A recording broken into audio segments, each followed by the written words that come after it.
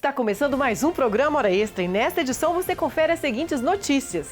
A embriaguez no trabalho é doença ou motivo para demissão por justa causa? O professor e PhD Robert Alexy profere palestra em Goiânia sobre a teoria dos direitos fundamentais, pela qual ficou conhecido mundialmente. E no bloco de entrevistas, o professor e advogado José Humberto Meirelles fala sobre o acidente de trabalho no Brasil após a reforma trabalhista. O Hora Extra está começando agora.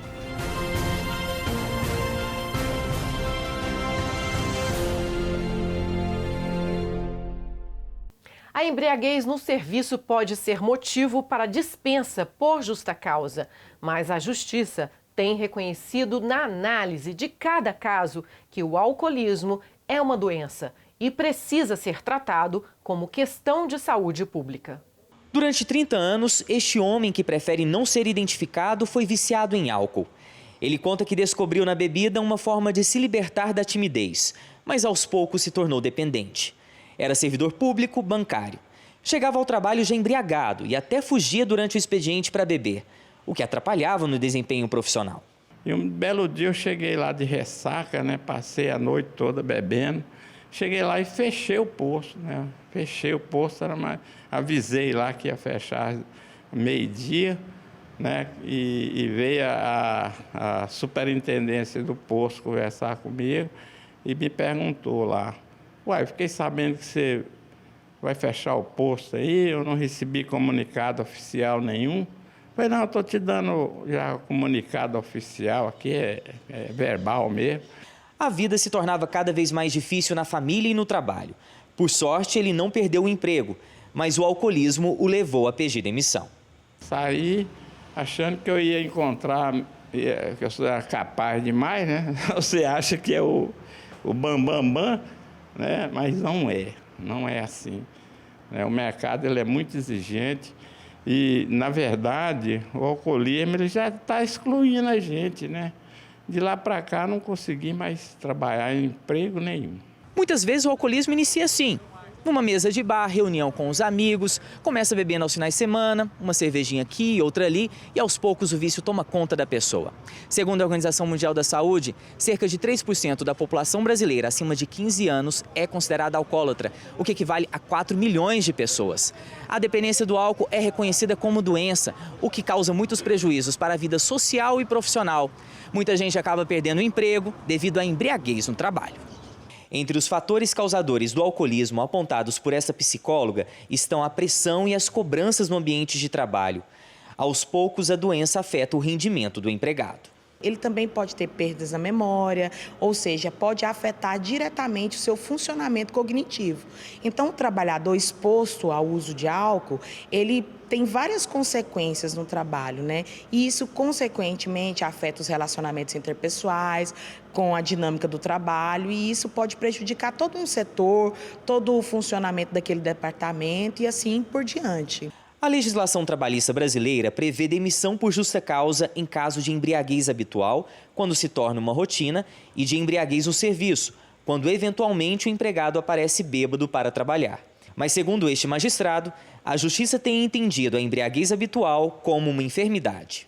Então, a Justiça do Trabalho, nessas situações, ela tende a reconhecer que nos casos de embriaguez habitual ou embriaguez em serviço, se o trabalhador se embriaga, se o trabalhador comparece ao serviço embriagado e essa embriaguez advém de uma doença, aí é possível que haja a reversão da justa causa aplicada contra esse trabalhador. Daí porque a necessidade de o empregador verificar de antemão se a embriaguez desse trabalhador é uma doença ou se ela não é uma doença. Nessas situações, eu acho que o melhor caminho à prevenção pelo empregador é o acolhimento, é encaminhar o trabalhador ao INSS ou é aplicar advertência, suspensão, passar o trabalhador pelo serviço médico da empresa, de modo a lhe conceder todo o apoio, normalmente porque ele precisa desse apoio, porque a condição pessoal dele não é uma condição favorável, ele realmente sofre de uma doença.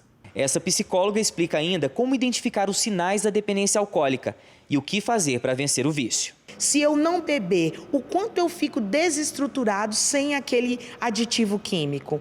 E isso a pessoa faz com que ela saiba se ela está dependente daquela química e dependente daquela substância para se divertir, para relaxar, para se desestressar. A pessoa ela precisa reconhecer que ela necessita de ajuda. Após isso, ela deve procurar uma equipe multidisciplinar para esse acompanhamento. Não só o tratamento farmacológico, medicamentoso, mas também uma psicoterapia, grupos de apoio, apoio à família, uma integração, atividades físicas, que é muito importante, além de uma dieta saudável. Com a ajuda do Grupo de Alcoólicos Anônimos, o AA, este homem abandonou o uso de bebida alcoólica e luta cada dia para se manter longe dela. Isso aqui, Alcoólicos Anônimos, é uma proposta de uma nova vida, uma vida diferente, uma vida sem álcool, né? Uma vida sóbria, a melhor coisa do mundo. O professor e PhD Robert Alexy, um dos mais influentes filósofos do direito alemão contemporâneo, esteve em Goiânia para falar sobre a teoria dos direitos fundamentais, pela qual ficou conhecido no mundo todo. O ponto central dessa teoria é a distinção entre regras e princípios. O novo auditório do Complexo Trabalhista do TRT de Goiás ficou lotado de estudantes, servidores, advogados e magistrados. Todos queriam ver e ouvir um dos maiores pensadores do direito da atualidade. A expectativa era grande para receber o jurista e filósofo alemão Robert Alexy. Afinal, não é todo dia que se pode conhecer pessoalmente o autor de teorias e livros que eles estudam na faculdade e durante a carreira. Que é uma pessoa que a gente estuda tanto e lê tudo que ele escreve, então poder vê-lo pessoalmente é muito enriquecedor. Um dos maiores nomes do direito vivo, contemporâneo, enfim, é uma oportunidade única. Aos 74 anos, o pesquisador e professor demonstrou muita simpatia com o público. Com a ajuda de um intérprete, a palestra foi traduzida do inglês para o português e tratou do tema Teoria dos Direitos Fundamentais, Proporcionalidade e Justiça. Para quem não é da área do direito, parece ser um assunto complicado, mas vamos simplificar. Pensa numa disputa judicial. De um lado, alguém que defende ter o direito à vida privada e à intimidade. Do outro, a parte alega ter direito à liberdade de expressão e de informação. Temos aí dois direitos fundamentais que estão em choque. Há uma colisão de princípios. Mas qual deles deve prevalecer? Como que o juiz deve decidir sobre uma situação como essa? O professor explica. O alemão criou um método de solução para casos difíceis que chegam à justiça, no qual deve predominar o princípio que fere o outro com menor intensidade. Para isso, o pesquisador usa até fórmula matemática. I try in my weight formula que ele buscou ao longo da sua carreira desenvolver uma solução para esse problema da colisão de princípios. Que a fórmula do peso, ela busca identificar alguns elementos que sejam relevantes, que sejam fatores de decisão, da forma mais clara possível. E ele demanda uma atenção maior, porque na literatura que já tinha escrito a respeito disso, ele identificava um caos, uma forma confusa de raciocínio, e o que ele buscou, sobretudo, foi ordenar essas ideias. E ele, então, na fórmula do peso, usa 3 elementos, que vêm a ser a intensidade da interferência, o peso abstrato de cada um dos princípios e, sobretudo, a confiabilidade dessas pressuposições, dessas assunções. Ele diz ainda que, basicamente, a clareza analítica é o resumo dessa ideia, no sentido de que, para que se possa ter razoabilidade, o primeiro passo é ter clareza analítica. Is the first step condition of rationality. A polêmica do aborto também foi analisada à luz da teoria do pesquisador. A questão envolve conflito entre 2 princípios. Ou a mulher perde o direito de escolher sobre o corpo, ou o feto perde o direito à vida. Por meio de uma equação, o jurista chegou à conclusão de que a proibição completa do aborto interfere de forma mais agressiva na vida da mulher e, por isso, o estudo é favorável ao aborto. Na Alemanha, a prática é permitida até a 12ª semana de gestação. O professor também falou sobre direitos sociais, democracia e a importância da racionalidade. Only the decision of the majority counts. Existem democracias que trabalham com puro decisionismo, ou seja, se usa os argumentos somente para chegar à decisão desejada. E ele diz que os argumentos, portanto, não devem ser só de maioria, devem também ter racionalidade. Ou seja, o fato de ser a vontade da maioria nem sempre quer dizer que aquela vontade seja a mais justa. Então há que ter uma atenção com as proteções contra-majoritárias. Inicialmente, a teoria criada pelo professor foi adotada na Alemanha e depois se espalhou pelo mundo. Aqui no Brasil, ela também tem sido muito aplicada nas decisões do Poder Judiciário. Essa foi a primeira vez que ele veio ao TRT 18, um momento de muita aprendizagem promovido pela Escola Judicial e pela OAB Goiás. Milhares de estudos, teses, jurisprudências, Supremo Tribunal nos últimos 20 anos, sempre que tem uma dificuldade grande, recorre ao método de interpretação dele, né? A vinda do Robert Alex para Goiás é um símbolo de que a advocacia e o Tribunal Regional do Trabalho de Goiás estão atentos aos debates de direitos fundamentais e direitos humanos no país. O professor Robert Alex é um grande pensador. Então eu tenho certeza que ele nos trará elementos aqui para uma reflexão importante nesse momento atual que o Brasil passa por revisões de tantos conceitos, né, na aplicação do direito e na estrutura do Estado. No próximo bloco, o professor e advogado José Humberto Meirelles fala sobre o acidente de trabalho no Brasil após a reforma trabalhista. Não perca, voltamos já.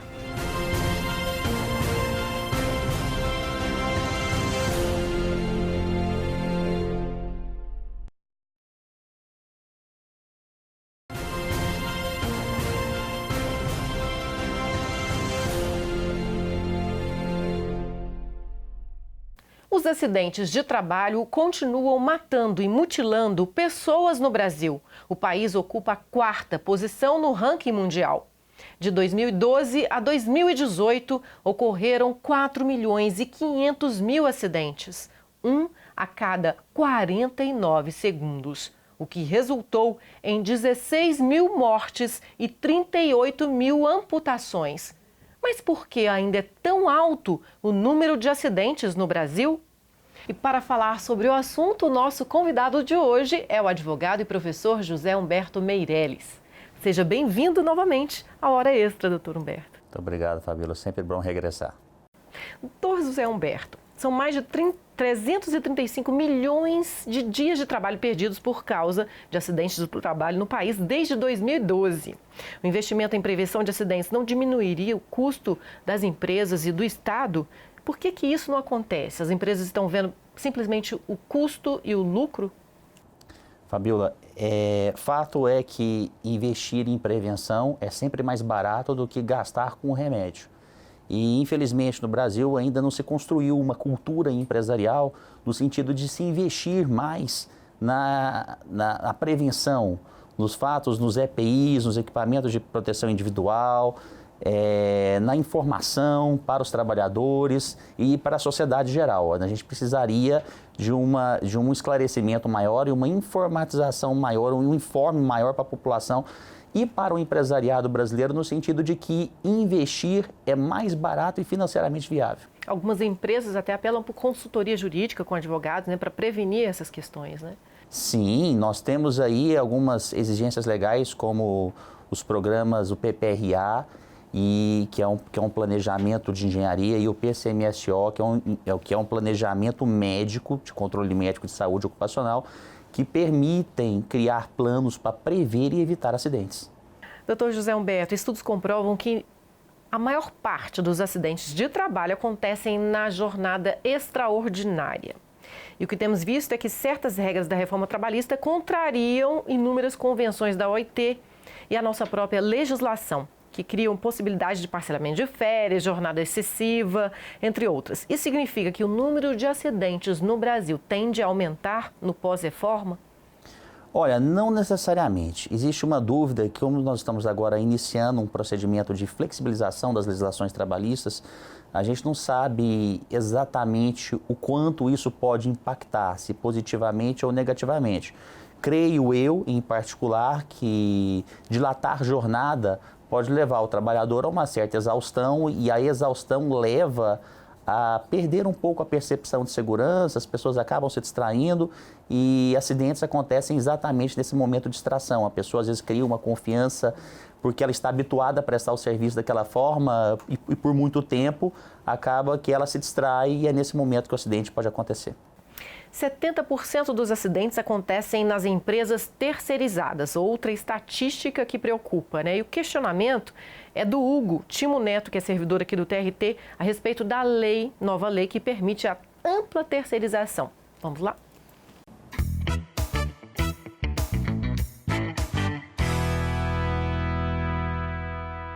Olá, doutor José Humberto. Eu gostaria de perguntar sobre quais os reflexos para o senhor decorrentes da maior abertura para a terceirização, né, que agora pode ser praticada também na atividade fim, sobre a responsabilidade do tomador dos serviços pelo acidente do trabalho.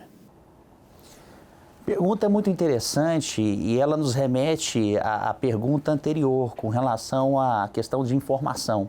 É importante que o empresariado brasileiro, a partir do momento em que a terceirização também passa a ser permitida para a atividade fim, esteja atenta com a legislação trabalhista e principalmente com a jurisprudência dos tribunais, porque os tribunais têm jurisprudência consolidada, que mesmo que você terceirize a atividade, o tomador do serviço responde solidariamente pelas obrigações trabalhistas advindas de um acidente do trabalho.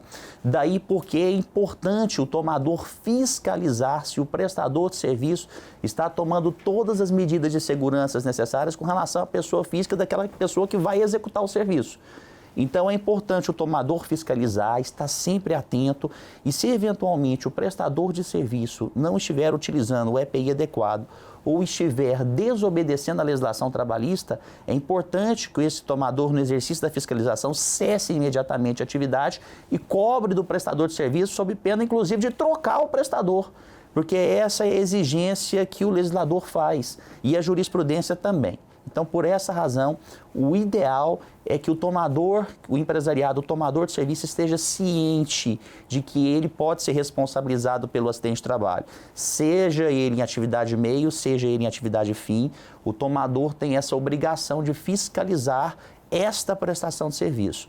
Portanto, é importante essa conscientização do empresariado brasileiro, especialmente daquele que toma o serviço, e caso o prestador esteja executando o serviço de forma inadequada, o melhor a fazer é romper o contrato e contratar um prestador que consiga fazer obedecendo a legislação de segurança, e aí é segurança para todos, para o empregador e para o empregado. A intenção do governo de mudar as 37 normas de segurança e saúde no trabalho até 2021 sob o argumento de modernizá-las. É preciso realmente rever essas normas? Qual poderá ser o impacto disso? Olha, é preciso rever as normas e creio que não as suprimindo, mas creio que modernizando-as. Esse argumento de modernizá-las, ele é um argumento válido, mas é preciso também se tomar o cuidado ao se modernizar de não suprimir normas importantes para a segurança dos trabalhadores. Portanto, é um ato complexo que demanda múltiplas mãos e múltiplos setores de conhecimento para implementar essas normas regulamentadoras. Mas ainda assim, mesmo havendo muitas normas, há algumas que carecem.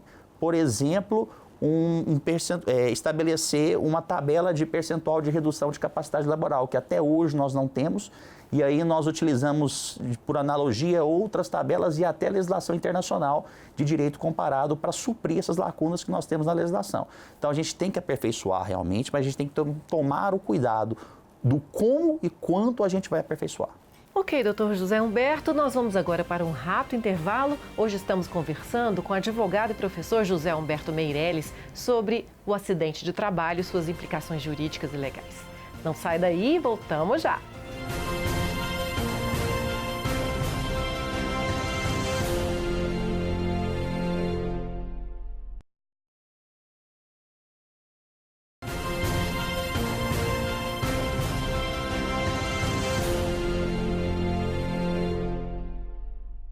O Hora Extra está de volta. Hoje estamos conversando com o advogado e professor José Humberto Meirelles, que também é presidente da Comissão de Direito do Trabalho da OAB Goiás.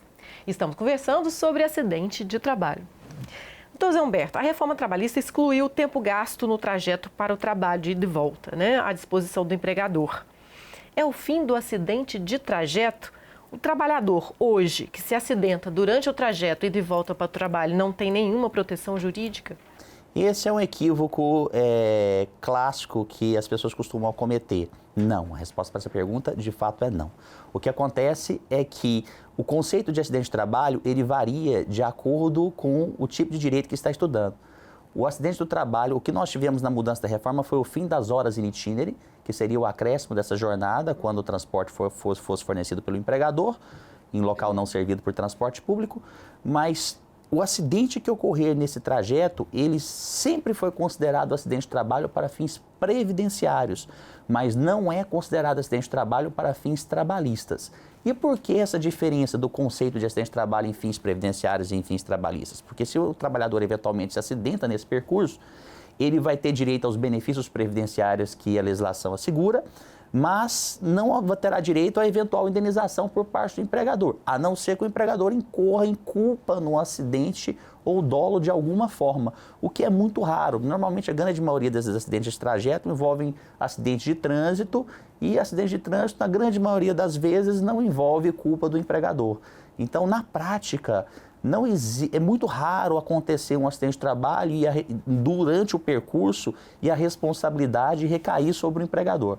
E mesmo assim não deixa de ser um acidente de trabalho para fins previdenciários. E no caso em que o empregador fornece o transporte? Quando o empregador fornecer o transporte, da mesma forma, a não ser que o transporte fornecido apresente algum defeito. Por exemplo, o empregador fornece um carro e o carro está com problema no freio, por exemplo, por falta de vistoria, por falta de manutenção, e esse empregado vem a se acidentar no percurso por esse defeito no freio do veículo. Aí sim, o empregador pode ser responsabilizado. E aí sim, enquadraria na ideia de responsabilidade do empregador pelo acidente de trabalho no trecho de percurso. Então, Zé Humberto, agora nós vamos à pergunta do advogado Rafael Cortes sobre tarifação do dano moral, uma novidade trazida pela reforma trabalhista.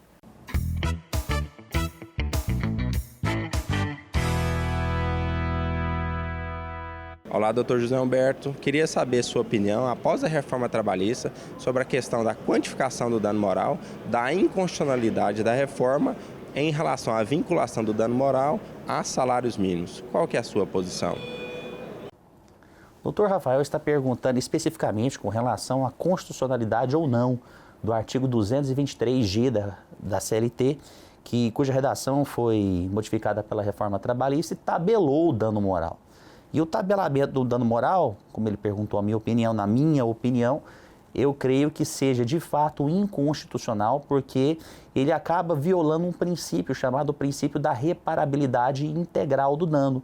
Quando você tabela um determinado tipo de dano moral, por exemplo, às vezes o valor que foi quantificado pelo legislador não atende a uma situação específica ou particular de determinado processo. Daí porque a pessoa fica com uma lesão maior do que aquilo que ela está sendo reparado. E isso, de fato, viola a Constituição. E por essa razão, ao meu ver, inconstitucional. Como fica a questão do pedido de dano moral decorrente de acidente de trabalho diante da regra que pede pedidos líquidos? É possível um pedido líquido? Pois é, a questão da reforma trabalhista está trazendo dificuldade para a advocacia em geral no que tange aos pleitos que foram formulados nas ações acidentárias. No que tange ao dano moral, é possível liquidar o pedido, nós não teríamos problema algum com relação a ele. E tampouco com relação à questão do dano estético. A questão é se os limites que se aplicam ao dano moral também alcançariam os pleitos de dano estético ou não. E a outra questão que a gente ainda que demanda uma resposta a essa pergunta por parte da jurisprudência é como fica a liquidação dos pensionamentos? Porque, na verdade, até enquanto não se fizer a perícia médica sobre um acidentado, a gente não consegue precisar exatamente qual é o percentual de redução de capacidade laboral que aquele trabalhador sofreu. E aí, como fazer a liquidação se ainda não houve a perícia para a gente determinar a extensão do dano que foi ocasionado? E por essa razão, alguns advogados estão fazendo pedidos ilíquidos e outros estão aplicando o artigo 292 do Código de Processo Civil, em que você pode limitar o pedido até 12 salários do empregado para justificar o valor desse pensionamento em nível de pensionamento inicial. Claro, sempre como uma prudência, uma cautela do advogado de frisar na peça, caso o juiz tenha entendimento contrário a esse suscitado pelo advogado, que se dê prazo ao advogado para eventualmente aditar a petição inicial para evitar uma desnecessária extinção do processo sem resolução do mérito. Dr. José Humberto, muito obrigada pela entrevista aqui hoje. Eu que agradeço, Fabíola, estou sempre à disposição aqui para esclarecer qualquer dúvida aí da população em geral. O Hora Extra fica por aqui. Hoje conversamos com o advogado e professor José Humberto Meirelles, que também é presidente da Comissão de Direito do Trabalho da OAB em Goiás, sobre acidente de trabalho após a reforma trabalhista. Obrigada por sua atenção e não deixe de acompanhar mais notícias do TRT de Goiás pelas redes sociais, pelo site e pela rádio web. Até a próxima semana.